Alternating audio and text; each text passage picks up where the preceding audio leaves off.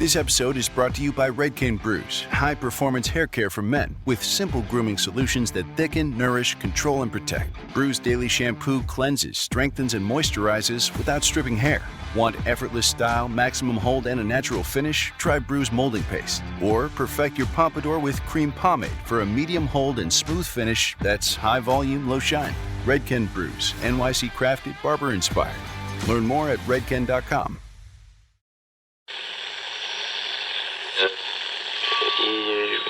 Empire.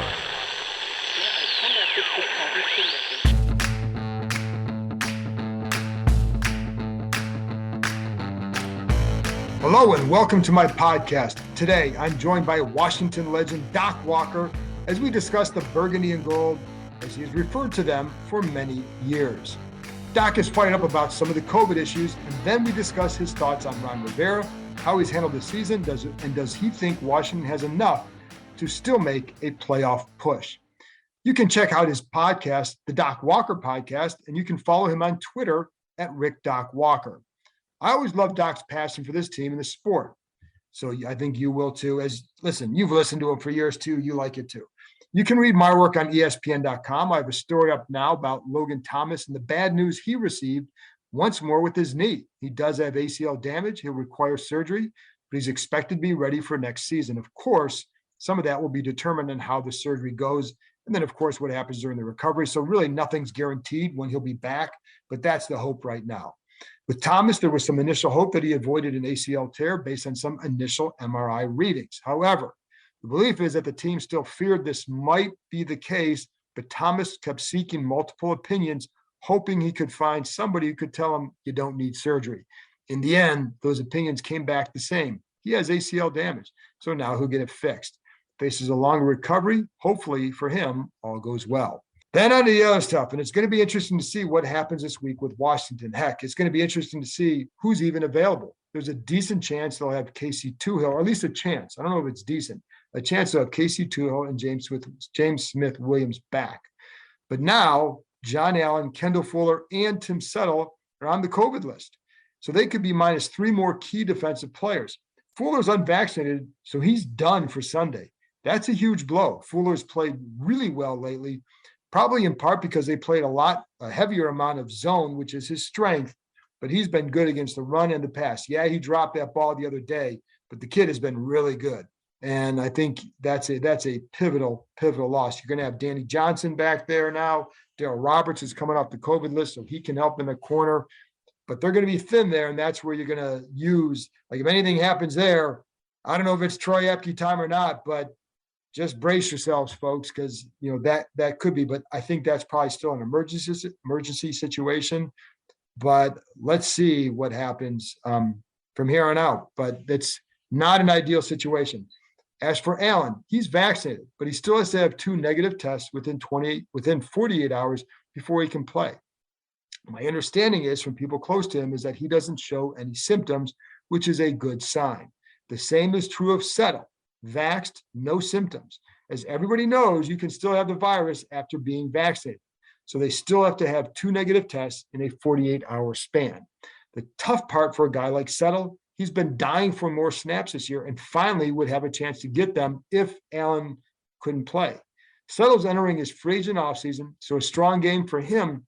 When you look at it from a financial standpoint in his future, it could mean the difference in a few $1 million per year with a new contract because he gets a chance to show. And he actually had a good game against Dallas. He's a good player. They just had no injuries with that defensive line, so he hasn't had as many reps as he liked. That's what the shame of this is. And they would have been, I don't want to say they'd be okay without John Allen, but at least you had a really good backup in Tim Settle. If both of them are out, big blow. Washington likes to use that 5D line set against running teams. With this kind of depth, that might be difficult. So who knows what they'll do. And Philadelphia is a running team.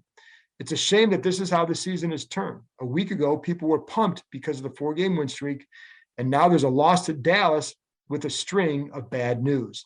That Philly game looks like a major uphill battle right now. And the fear has to be, will anybody else test positive the rest of the week? It's only Tuesday. Let's get back to the field. And after rewatching the offense against Dallas, you could see multiple issues in all facets. I'll talk briefly about the pass game, but so much comes down to Taylor Heineke feeling like he always needs to make the big play when they're trailing.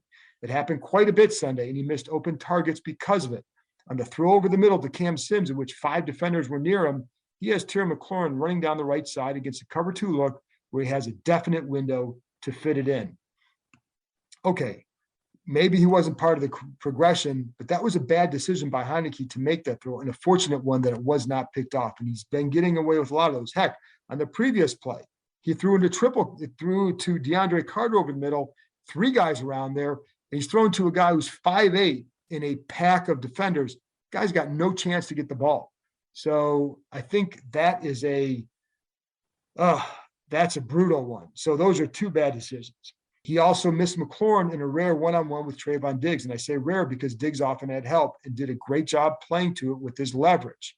But McLaurin on this play has a step on him down the side.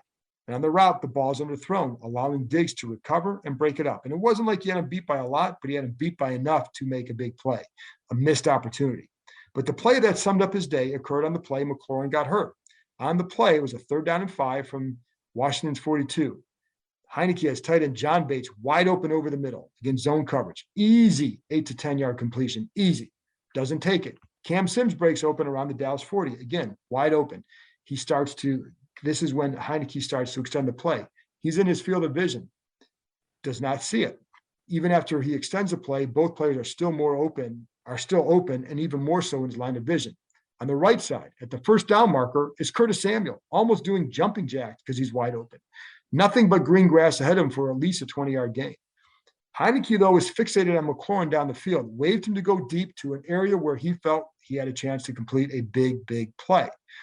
Throws a 50-50 ball. Now, if he has a stronger arm, it could be a really big play.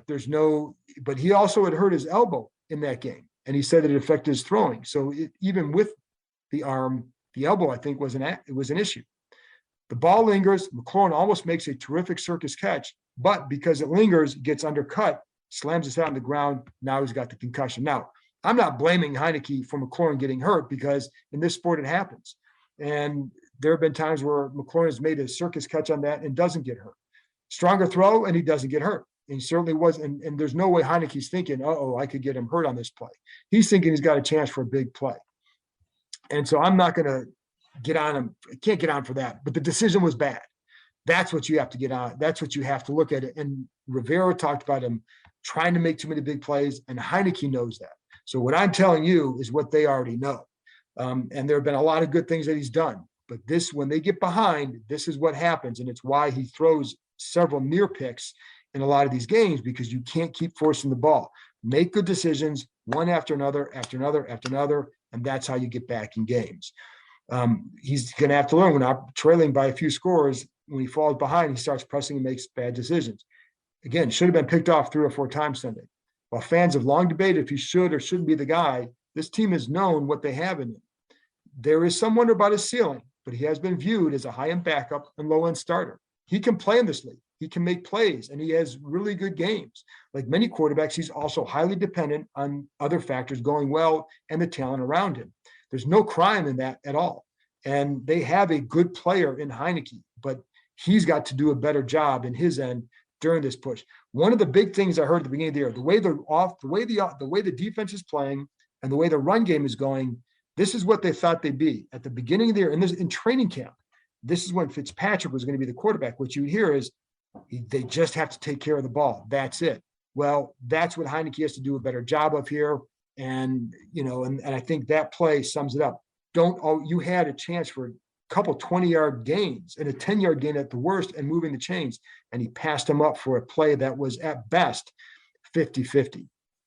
So he's got to get better in that area if they're going to try and do this better. This is why the quarterback quest hasn't ended, and it won't end after the season. What Heineke has done is raise the bar for whomever has acquired this offseason.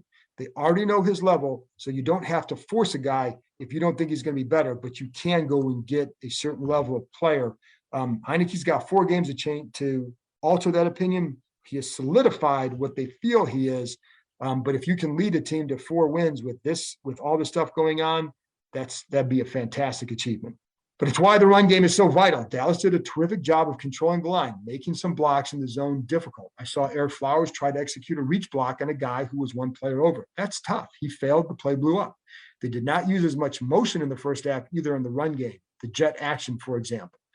Dallas's linebackers played to stop the run. There were a couple of times they're 2 and 3 yards off the ball. It worked. They need Antonio Gibson to have a big game Sunday if they want to have a chance at getting guys back healthy for another rematch against Dallas. Finally, let's talk a little Micah Parsons. And I've seen some people talk about Chase Young compared to Parsons because of what Parsons is doing now and what Young hasn't done this year. And listen, there's no doubt that Washington hoped that this was the kind of guy or kind of year that Young would have, which is what Parsons is having for Dallas. No doubt. We all know that. Young had a terrific rookie season, though. In the second half of his rookie year, he was highly disruptive. So I'm not going to rewrite history because he did not have as big an impact this season. Parsons is a phenomenal rookie and should have been picked in the top 5 given his ability and his performance, but he didn't play last year, and that hurt his draft stock a little bit. Dallas does a good job moving around. The kid seems to be a smart player, so he can handle different spots. And I think that's all to his benefit. He's a different player than Chase Young, so what he does is not going to be what Chase Young does. Parsons can drop into coverage. You don't want Chase Young doing that, obviously. They would do that on his certain blitzes, but not with regularity like they do with Parsons. As one person here told me, let's see what happens next year with Parsons after teams get more tape on him and start to spend an offseason. How do you then attack him? What do you do against him? You saw the extra attention paid to Young this year. He didn't handle it as well as he needed to. So that's his goal this offseason. How do you handle it better? In addition to rehabbing, you've got to figure out how to handle situations where you're getting chipped, double teamed, facing different guys or different scenarios than you did before. Young has to get better and develop more to his game to counter the extra attention. But he remains a highly talented player. I'm not going to start writing guys off after year 2 because he tore his ACL and didn't have the impact. We saw it last year. Let's see what he does in year 3. It's a big year for him. Parsons might just be a different dude too, and Dallas maybe just got fortunate that he did not play last year, because if he did, there's no chance the Cowboys would have had a chance to draft him. Okay, that's enough from me. After this break, I'll be back with Doc Walker. What has him so riled up right now?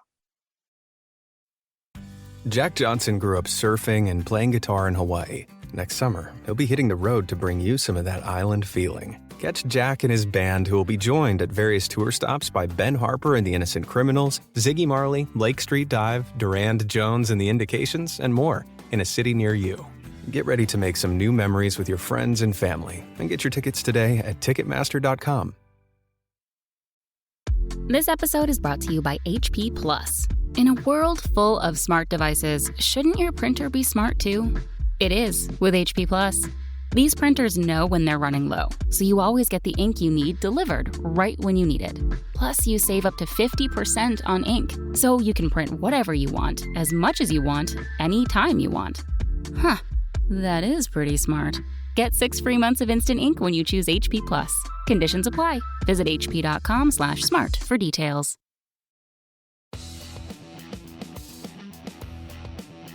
Welcome back. Now here's my conversation with Doc Walker. Doc, it's always good to catch up with you. And before we get into the Washington football team and some thoughts there, I did want to start with Sam Huff's memorial, because you said you went there, and I'm just curious what you took away from that and how that went. And that was, I believe that was on Monday of this week. Yeah. Yeah. Everyone is entitled to deal with life and death based on their religion, based on their beliefs. For me, it's a celebration of someone's life. And it's hard enough just living. You can mourn just living in our society. So it was good because every speaker has a great story. Also, it allows you to see people like I hadn't seen Frank Herzog in many moons, and Ernie Bauer. Just seeing people that in our industry, we are a clique. Yeah. And that clique, for however long you're in, quote, office, we see each other like our family. We actually see you as much, if not more than family. Mm-hmm. So when that is cut off for whatever reason, there is a huge void. And so when seeing those faces again and those people, I hadn't seen Chuck Sapienza in a couple of years. And here's a guy I saw every day of my life for a long period of time. So it's just like with you and me, the connections are there. Yeah. And I could do nothing but celebrate because all the good times we have, because our industry is not one really of, we don't cover like murders and stuff like the news. Most of ours, even though our sport, our subject can be horrible because the team doesn't win, it's not tragedy. Right. We can make it seem that way, but we're just kidding ourselves. At the end of the day, it's sports. Yeah. It's just entertainment. What did Sam mean to this franchise? Obviously, probably more so as a broadcaster, as a player, but what did you think he meant here? I just fact that the guy, for me, it was huge because he was in business. I knew Sam from as much as the Marriott, right? As being a player here, I knew him as a giant megastar. Right. So it was layers of that. So and he's a great storyteller. Yeah. And so the stories about Jim Brown and him in West Virginia, his father, we talked about him as a coal miner, just sheer toughness. Sam, to me, was always a linebacker. He didn't have to be in uniform. That's how he lived. But he was a high IQ guy. Yeah. And the connection for me, because I've always been a guy looking for life after the game, because I say, wait a minute, this is temporary. Why is everybody throwing everything into this and you die young? So he was with the Marriott, and I was, because I like the fact that they have the big ironing boards. So if you're over 6'2" or so, and you go into place and they give you that little baby thing, I hate that. Marriott always stayed with the big ironing board. So I got a chance through Sam and to meet people in the organization, sharing those stories. So we had a business type connection as well. And that's what I just always enjoyed the guy. He was a mega star who didn't talk down to you. Right. Just person to person. Yeah, I appreciate that, because there's some real jerks in our business. Yes, they really are. And I would say it if I felt it. But the guy was tough guy that I enjoyed, treated me fine. And I'm in their room with Sonny, Sam, and Frank. Yeah. As a puppy, as a broadcaster, they could have high-sided me. They could have, but they didn't. And Sonny's the life at any party. But Sam and I, we were good. And, it's funny because they had that click where it was just, it always felt like two crazy uncles or whatever, talking at the bar, just going back and forth about the game in a knowledgeable way. But that's what made their chemistry fun on the radio. Yeah. And Herzog, that's a tough job. He navigated that thing, man. I mean, it was amazing. Plus, working in news, I knew Frank on a different level, because I was with George. And then with Brenner before that. So I just almost everybody in that room, we had cross connected. And then our former players, seeing Brig Owens, my hero. So I get to see it. Just, these are things in life. Just as we celebrate a birth, I celebrate someone's departure in honor, or I wouldn't have been there. I wouldn't be fake. Yeah, and he lived his life a certain way that was worthy of celebrating, absolutely, without doubt. And I will say on a different note, Doc, I'm okay with those smaller ironing boards. They fit me okay. So I haven't had to worry about the big one. Yeah, Marriott. The problems of the 6'2" guys they don't pertain to me. So, but I do think that's, but the Marriott is, people, and he also owns some horses out in Middleburg. So and also going out to Middleburg and going out, and the fact that his love of the horses, and we've been out to the track, and we've had luncheons, we've had a number of different things. The fact that pro football teams stay at Marriott's because of Sam Huff, that's the business side of it. I grew up in the dumb jock era where somebody said, really, I played the sport they regard as the dumbest sport, to play football. And then so when I see a guy who's an executive with Marriott, and they get it, and to see their growth in the company, and because of that had an influence on me. And so I appreciated it. And it was, I never say they're fun. I just say I walked out of there feeling better than I did when I walked into it. And that's when somebody had a life worth celebrating. So let's turn to the football team and the product in the field. All this attrition going on. and what they have, what all these players they lost, what is a challenge? What challenge does that pose as we go down? There's 4 games left. They still have a shot at the playoffs. They still control their destiny. But how much will that impact of that attrition make? Well, that's on them. We saw how they reacted to losing 2 of their prize bulls, the defensive ends. They're young. And again, and I'm guilty of this as well. When they're going and making plays, we go, wow, but they're still young. Right. And so they got to learn the game. They're going to make mistakes. They put a C on one of their chests. I think I would never do that. It's not fair to him. Right. But they do it over and over because they equate success with leadership. It has nothing to do with it. Leadership means I'll never have to tell you where to be. You're already there. Leadership means you're going to be vaccinated because your coach coming off cancer. Right. So it just makes sense. That's leadership. I can't blame them because they're young. Right. But I damn sure wouldn't let young people dictate my program. You would be on Zoom. You wouldn't be in my building. Or you wouldn't get paid. Or you'd be on IR. Whatever it took, I would have a 0 policy. Period. I don't care who you are. Because you got to think of the masses. Not an individual. Not because they're celebrities or they're stars. It just infuriates me here. This is basic. It's a team effort. We make no exceptions. If my coach could participate with cancer and not miss work and lead, then I expect the rest of you to do your damn job. How do you think that rubs off on other players? Because early, and I know like some of we're talking about, obviously guys being, getting COVID, some of whom were vaccinated, some of whom were not. But the bottom line is their player losses. So early in August or whatever, players would say, we were the worst. No, John. Yeah, no, we right. were the worst. We're the worst. And then they were the worst. And then but then they got better. But what you also heard at that time were players saying, hey, it's their choice, it's their choice.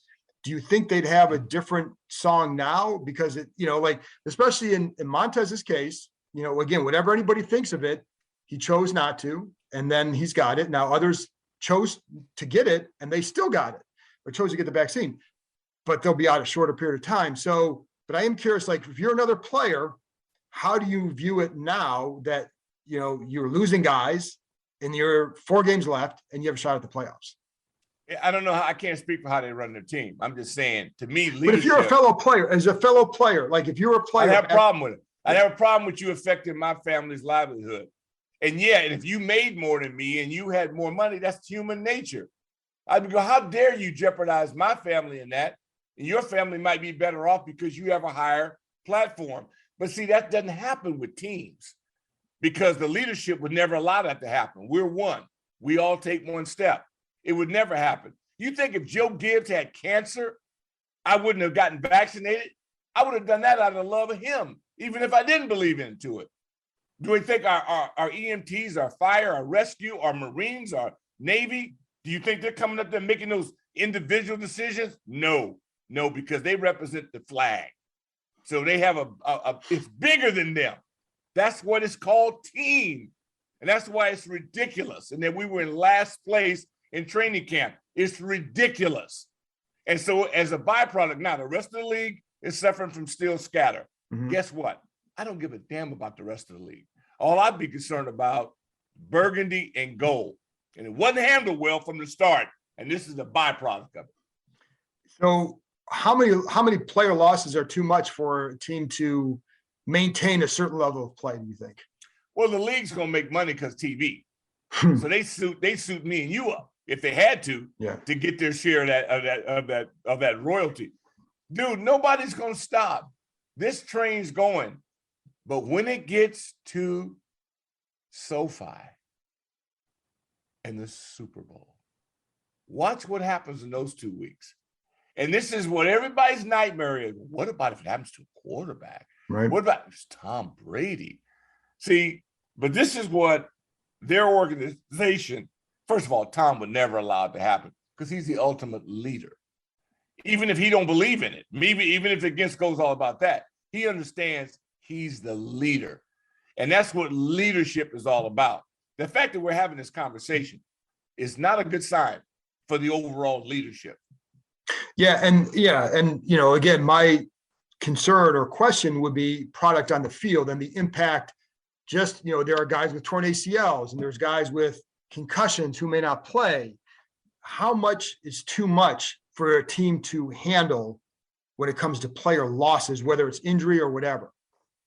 Well, it's going to be balanced on the opponent because Philadelphia's going to have, it's not like they're coming up from another country and then they got the same thing we got. Right. And they're going to have some jerk is going to show up late and may get suspended or be disciplined.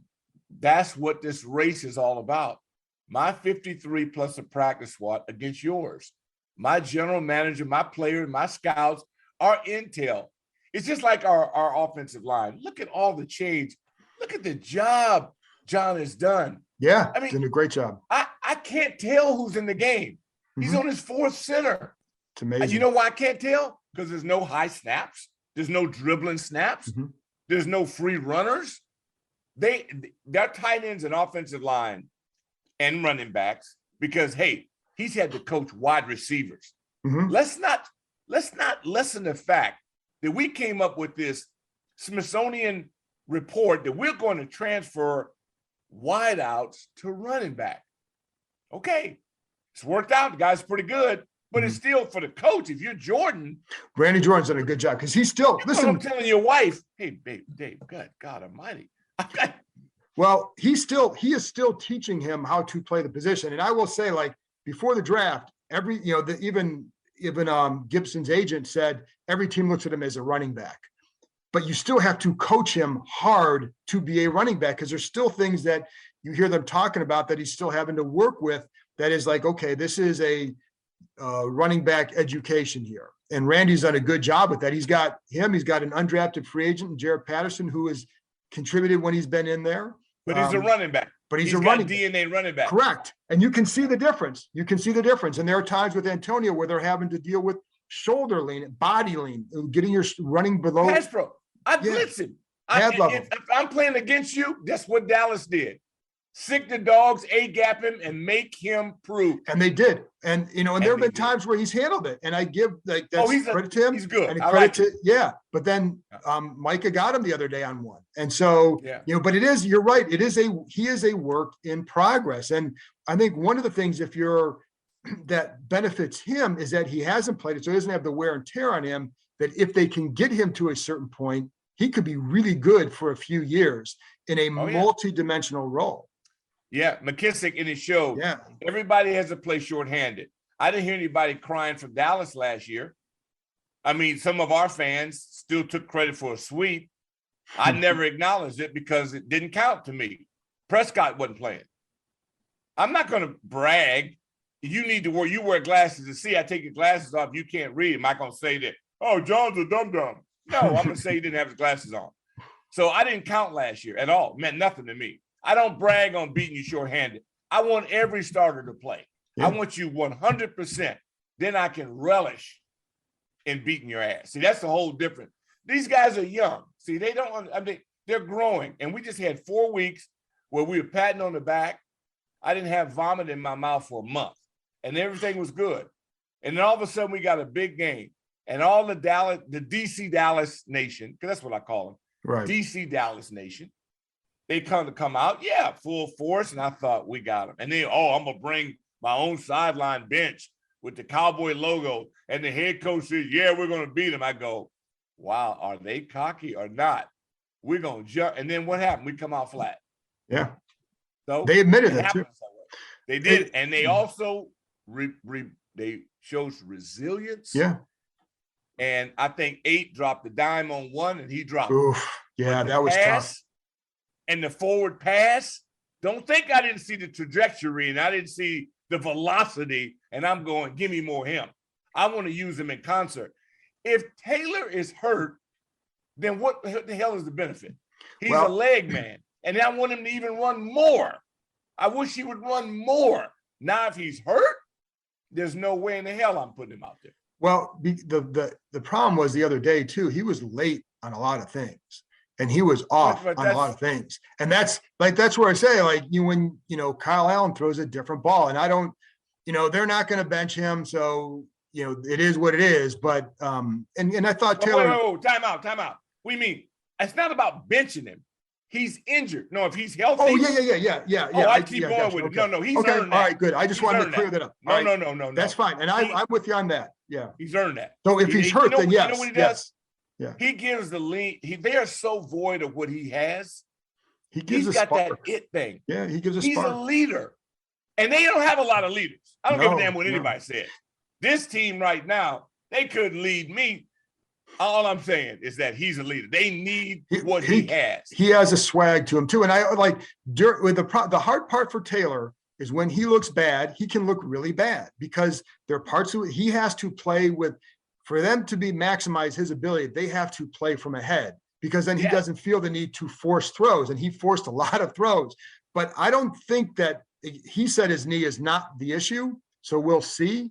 But yes, if he can't use his legs, I'm with you, then that renders him more ineffective. So I would be with you there. I just to clear that up with what we were going. Oh, no, I'm saying, Billy Kilmer he didn't get style point, but guess who he was compared to? Sonny Jurgensen. Right. So Sonny's a 10 on style points, but I tell you what the Bruin had, heart. Mm-hmm. Heart. That's what I ain't never going against him on that unless he's injured. He did not run. I think he is predetermining his read options. Yeah. Which hurt him 2 weeks ago. I think he's trying to preserve himself. It ain't about you, Taylor. If you nicked, you got to move out, not just for the moment, because the other guy's got a gun and he can move too. Well, it's not personal. I just need to score. You know what I mean? Mm-hmm. These guys, it's all about separate agendas, not just trying to promote. I'm not trying to promote anything but a W. Well, the hard part for Taylor, and I know this mindset, which he was out of the league for a couple of years, in his mind's like, if I relinquish any snaps, it could cost me. And the other thing, to your point, I was going to ask you about this too, going back to what you said about him. When he's hurt and leaving the field, one of the Dallas defensive linemen came up to him, talked to him for a second, and pats him on the helmet. Like, it was to me, that was like, you don't see that. Exactly. So that's what, even though he had a bad day, I'm thinking this guy, like, it's, to me, that said something. Competitor. It's like Joe Theismann, our quarterback. He was obviously far more talented, but he was the competitiveness. It happens for people whose stature, if you're 6'2" or under, and then he's got but he plays big. But Joe had a gun. Joe, we're in a passing league. It's football. Right. So I equate it to a quarterback that may not have those to an NBA player that doesn't shoot well. Don't mean that Westbrook is not a hell of a basketball player. Right. He'll shoot well. Right. So I don't want Westbrook to have the ball in his hands if we're down to crunch. Well, if he's my quarterback, what do I do? Well, you're in a problem. You got a problem because it's a Westbrook situation. Yeah, he can give you a triple-double. He can help you do all that, but he can't shoot. Right. And he can't shoot. So you got a guy, if I'm playing you, man, I'm going to blitz him. I'm going to force him around. Then I'm going, well, that's when he's at his best, when he's moving. But it's inconsistent. We just don't know. But we do know. We just don't want to admit it. And I hope to God that we're not going after this folk hero crap because we're the biggest marketing brand on earth. So we'll take them, we can move that. No, we can't. We got to win the game. If we win the game, then we can market him as much as you want to market him. This episode is brought to you by FanDuel. Football is back, and the best bet you can make is downloading the FanDuel Sportsbook app. It doesn't matter if you're new to gambling or an old pro, FanDuel has something for everyone. And as an official sports betting partner of the NFL, you know your bets are safe. There's also never been a better time to use FanDuel, because right now, you'll get up to $1,000 back if your first bet doesn't win. You can even turn a small wager into a big payday with a same-game parlay bet. Just sign up with the promo code SPOTIFY to place your first bet risk-free on FanDuel Sportsbook. Download FanDuel today. 21 plus and present in New Jersey. First online real money wager only. Refund issued as non-withdrawable site credit that expires in 14 days. Restrictions apply. See terms at sportsbook.fanduel.com. Gambling problem? Call 1-800-GAMBLER. This episode is brought to you by Timberland. The Timberland boot was built to keep you warm, keep you dry. Then they passed it on for you to build something. You took it from Buffalo and Philly to Chi-Town and New York, from London to Paris, all the way to Shanghai, around the block and around the world. They built a boot. You made it an icon. Timberland, build forward. Share your Timberland story and tag them at Timberland.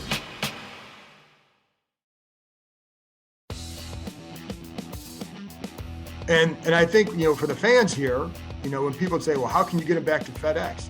Win. I mean, I know there's other things that people complain about, but it starts with winning. Like, if fans say, I'm not going to go there until this guy sells a team, I'm not going to go there until they do this. Well, test that theory. Win some games. Have a couple have not just a 9-8 season, have a couple really good seasons back to back. And then if they don't show up, then you've got a problem. Test that theory about when they would or wouldn't show up, right? I agree. They haven't done it. Yeah, they were talking about the Dallas fans. Well, we travel well too. My memory is still pretty good. Yeah. We invade Look places. at Vegas. Vegas. Jeez. Yeah, we invade. Every game. I tell you what, now I caution you, leave Philly out of the equation. It's not safe.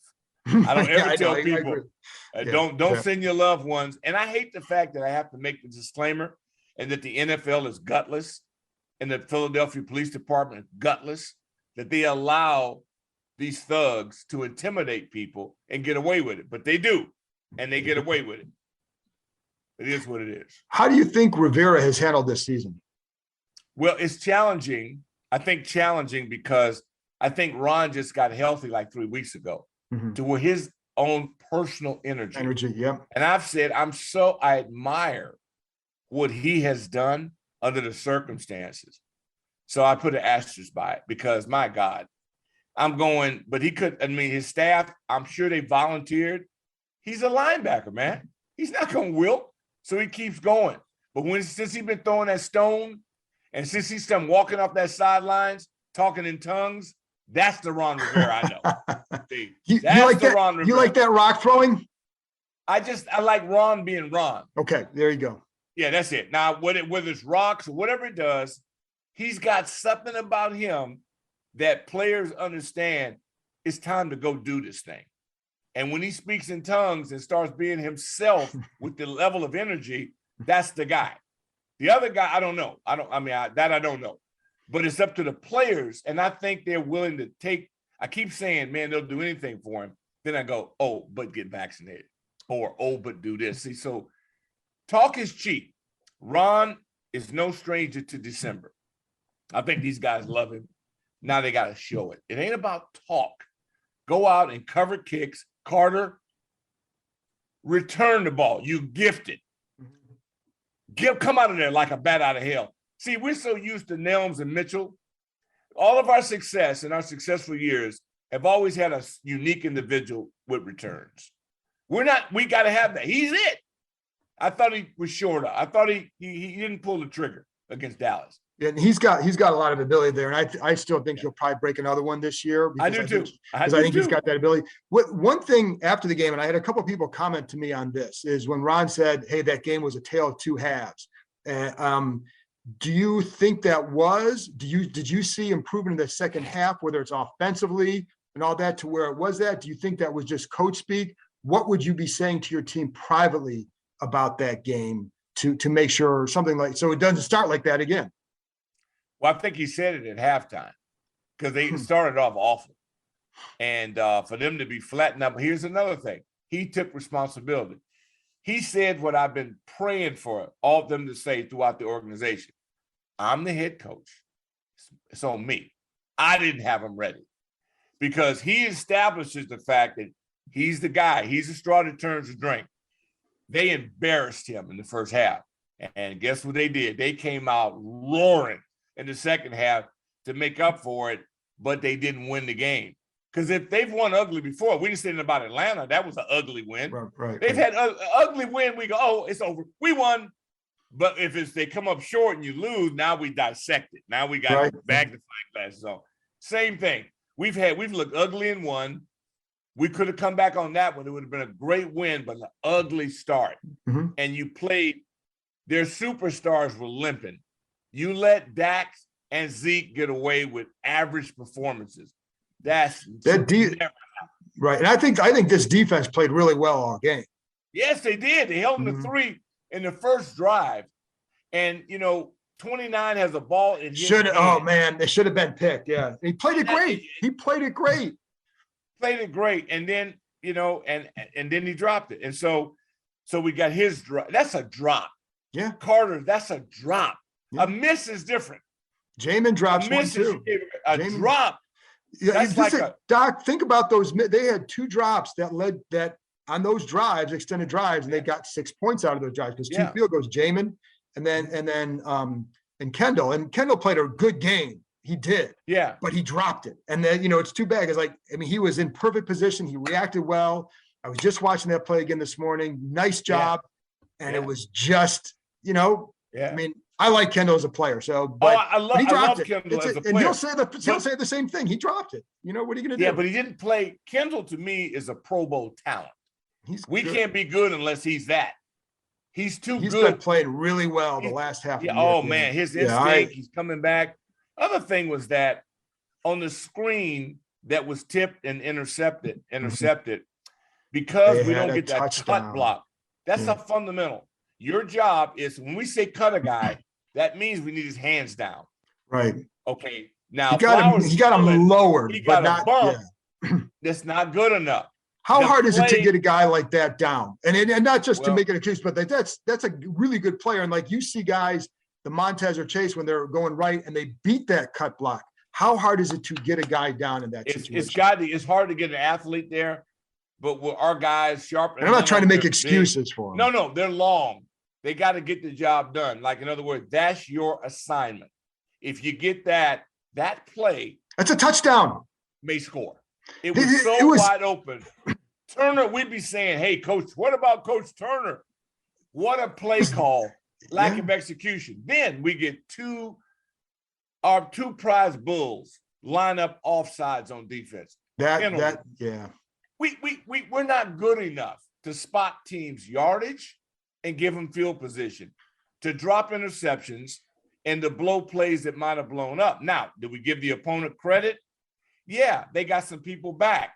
They dropped a few picks too. They dropped even more picks.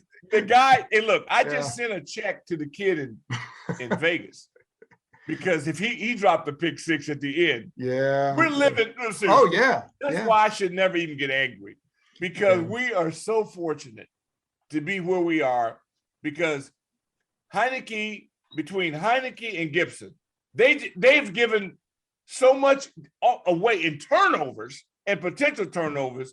I can't even be angry. I really can't. Do you know what the thing that, for me, going forward, what has been the most important thing is the development of the defense and how well they've played, because that has to be your bedrock moving forward. That's where your talent is. That's where you're closer to being a really, really, really good group. So if they had struggled all year, to me, there's a massive problem. But they haven't. They've gotten better. And so, that's one of the things that whatever happens in the next 4 games, that's a positive development in this season to move forward. So you know that, hey, you've got this side of the ball almost where you want it. Yeah. John, I call it fertilizer. We've already started fertilizing in 2022, because Chase, he's fertilizing. I mean, these guys, we're going to get back. It looked like Rouillet.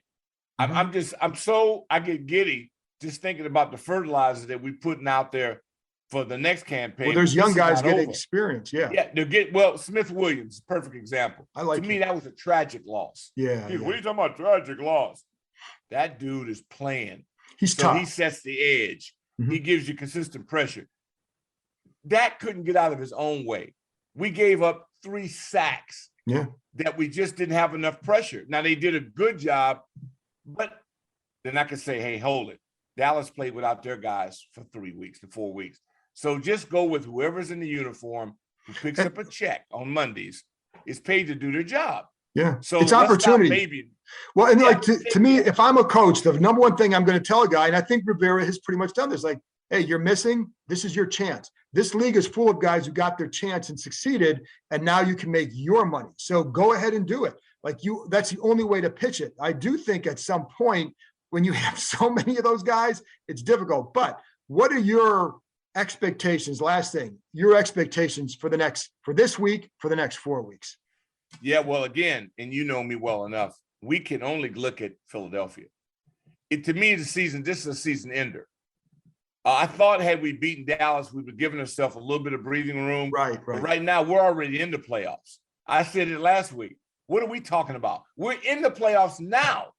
We need to go out every week as single elimination, win or die.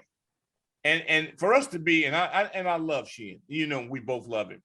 I couldn't wait to hear a scenario about, he was listening to something ESPN you guys have called some kind of playoff wheel or whatever. Yeah.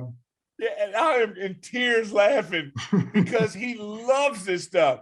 If that, he's the best in the world at it. I don't even think about it. All I care about, Ron Rivera's job and Jack Del Rio's job is to get these guys to realize that if they don't win, they walk home. They don't even get an airplane ride home. In other words, we'll leave you in Philadelphia. We have to go there with the idea that it's win or die. And if he can't get his team ready for that, then they're all done. Then stick a fork in them, because it's not going to matter that way. Because Dallas and everybody, it won't matter. And that's what he's got to get him to do. And he didn't get it done last week because they came out looking like they were dumb Dora. So they got to take it personal. It ain't about skiing. And it's about kicking Philadelphia's behind because they can. And if they do that, then we'll get ready for Dallas week again. Doc, you got me fired up, ready to go. How's that? I'm ready to go. John. So, you know, they might call us. Listen, I had a dream about a month ago that the Chiefs wanted to sign me as a safety. I'm like, what do they want to sign me for? But they're going to pay me $600,000, so I'm going to do it. But I'm too old to play safety anymore. But I was going to do it. It was a dream. John, the checks that those guys pick up on Monday. That's when you know the season's too long for me. Yeah, I tell you what, I don't think I could get through pregame warm-up, but I tell you what, for those checks that they pick up on every other Monday, I would die trying. In my dream, I had to weigh that $600,000 versus I could get killed by one guy running me over. Just grab the legs, but I could get killed doing that. So and don't close your eyes. Don't drop your head. Right. No. Keep your eyes open. I know what my job is. Just get them down, baby. Get them down. That's it. But if I survive, then we'll see. Doc, tell people where they can find you now. John, patreon.com. It's patreon.com/Doc Walker. The podcast, we're having some fun, man. We're getting close to the John Keim in your podcast and what you've been doing. I'm just following, but it's real. But again, it's a disclosure on mine. We're not for everybody. We got like the Surgeon General patch. You might not be, it's not for everybody. But if you feel like you're real and you can take it, we'd love to take a shot at you. That's why I have you on, Doc. You're the best. Thanks, you, man. Baby. Appreciate it, dog. God bless. Happy holidays. At Vanguard, we know that this is more than just a retirement plan. This is your cappuccino date in Italy, the beach house with the matching bicycles. It's your rental car down memory lane, and weekends reuniting with friends from over the years. This is the future you imagined, and we're here to help you build it. Because at Vanguard, you're more than just an investor. You're an owner. Discover the value of ownership at Vanguard.com. Fund shareholders own the funds that own Vanguard. Vanguard Marketing Corporation Distributor. That's it for this episode. Thanks to Doc for joining me, and thank you, as always, for listening. I'll be back with another episode Thursday as we preview the Eagles game with ESPN's Tim McManus. Talk to you next time.